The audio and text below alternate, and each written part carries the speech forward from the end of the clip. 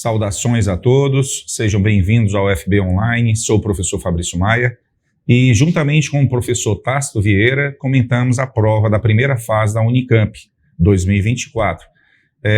Analisamos a prova, uma prova abrangente, de boa amplitude e uma prova acessível na medida certa para uma primeira fase. Bem, o que eu vou fazer aqui é passear pelas questões, apresentar aí os comentários, as ideias, tá? Mesmo porque a avaliação da Unicamp não termina na primeira fase. Agora temos o segundo momento, que é a segunda fase. E é importante para você que vai encarar uma segunda fase, ter uma ideia de como comentar uma questão de matemática numa prova aberta.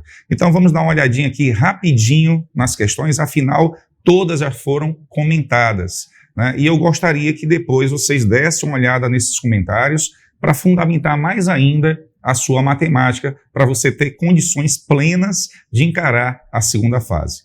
Bem, a questão de número 54 é uma questão de geometria das áreas. Bastava você saber a área de um círculo. É aquele problema que você interpreta e depois você aplica aí os seus conhecimentos de áreas. Mas repito, é uma questão que exige apenas o conhecimento da área do círculo. Ele diz que o preço é proporcional à área. Então, faz lá as devidas comparações e você conclui fácil. Questão 55, aí aquela questão de noções de lógica, né, onde o que você tinha que saber?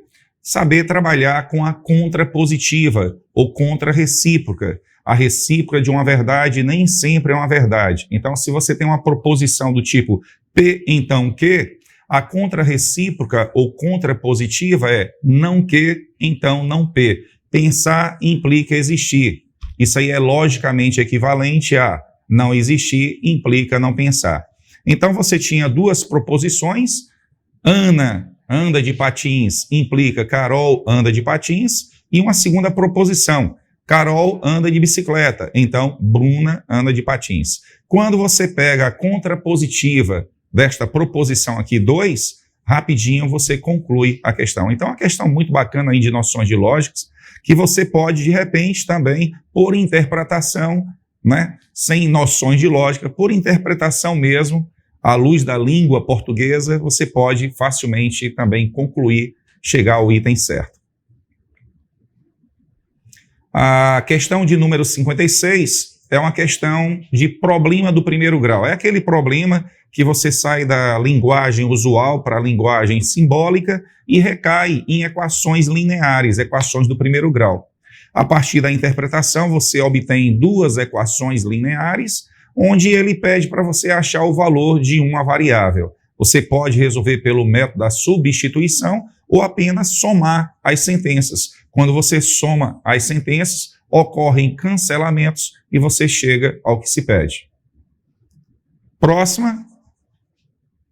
Questão 57. Aí é um clássico das funções do segundo grau, função quadrática. Você tem uma parábola com todos os elementos necessários para você responder o que se pede. A ideia dessa questão é você pegar a nossa parábola e colocar num sistema de coordenadas cartesianas. Você considera o eixo de simetria sendo o eixo Y e o chão sendo o eixo X. E aí, com conhecimentos mínimos de parábola, forma fatorada, você resolve o problema. Gostaria, repito, que vocês depois dessem uma olhada nos nossos comentários, porque estas ideias são ideias recorrentes, sempre reaparecem. Beleza?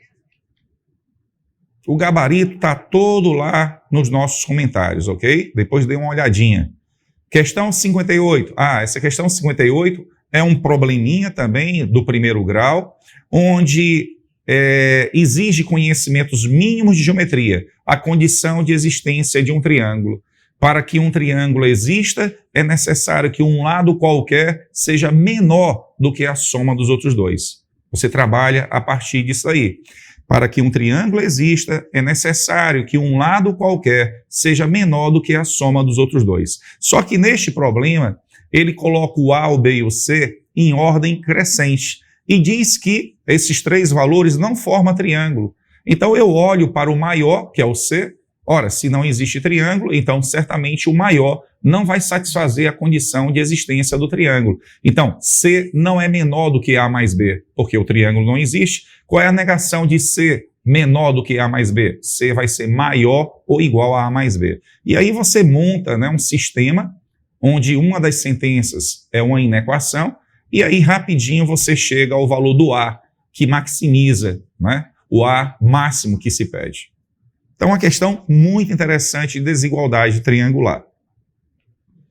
A questão 59 é um clássico das inequações, ele dá um conjunto A, definido por uma inequação do segundo grau, e um conjunto B definido por uma inequação do primeiro grau. Você faz o estudo do sinal e ele pede a interseção. Então, aí é um clássico aí do estudo das funções. Inequações na reta, por quê? Porque só tem uma variável. Então, resolve o conjunto A, determina o intervalo que define o conjunto A, o B, e faz a interseção. A questão 60 já é um problema de contagem, né, o velho problema de análise combinatória, onde você tem que dividir em dois casos, mas é um clássico também, a gente divide em dois casos para ficar melhor aí o entendimento, tá certo? Pirulito incluso, pirulito excluso. Pirulito fazendo parte da contagem, pirulito não fazendo parte da contagem. Então aí um problema que você explora combinação e princípio multiplicativo. Em seguida, temos uma questão, né, uma extensão daí da análise combinatória, a probabilidade, onde você pode resolver este problema após interpretado por probabilidade condicional, ou simplesmente pela definição de probabilidade, onde a probabilidade é a razão entre o número de casos favoráveis e o número de casos possíveis. É o número de elementos de um conjunto chamado evento e o número de elementos de um conjunto chamado espaço amostral. Então, você pode fazer aqui uma razão de combinações ou então aplicar logo direto a probabilidade condicional. Questão 62, você tem aí um problema de função do primeiro grau e em seguida ele dá uma equação, né? Uma equação do primeiro grau, onde você tem aqui 2024 parcelas. Então, calculando cada um desses P's, você recai numa nova equação, onde você identifica termos em PA. E aí ele faz o cruzamento, né, essa transversalidade, essa combinação de assuntos. Numa mesma questão, ele exige conhecimento aí mínimo de função do primeiro grau e conhecimentos mínimos de PA. Então, uma questão bacana aí, onde você resolve e conclui identificando o intervalo, né, que contém exatamente o X encontrado aqui. Questão bacana. A questão 63, a velha geometria das áreas, onde aqui é a área do trapézio que está em questão. Então, aí exige conhecimentos mínimos, você tem aí várias maneiras de resolver. Você pode resolver este problema simplesmente trabalhando com a ideia de base vezes altura, né? Área de um triângulo, base vezes altura sobre 2, área do trapézio, base maior mais base menor vezes altura sobre 2. Só esses conhecimentos liquidam essa questão. Mas para valorizar o problema, nós utilizamos aqui um pouco da trigonometria das áreas, né? Como é que se calcula a área de um triângulo qualquer? Lá do lado seno do ângulo formado dividido por 2. E outra, aquela parte que diz quando dois ângulos são suplementares, os senos são iguais. Então, está aí o nosso comentário, depois dê uma olhadinha, porque estas ideias, elas podem reaparecer em um outro cenário. Questão 64, uma questão de função do primeiro grau. Você tem aqui funções do primeiro grau, uma função f e uma função g, tá? E função composta.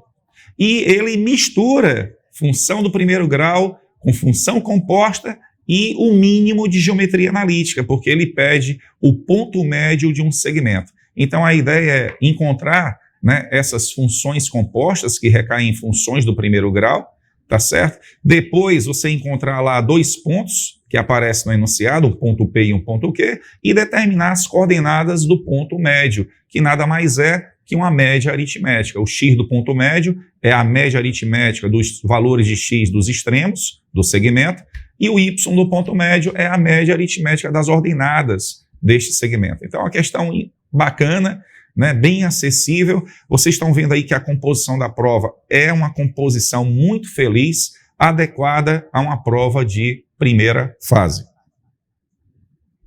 65, uma questão aí de geometria plana com trigonometria, onde para resolver você recorre à famosa lei dos cossenos. Uma questão também muito acessível.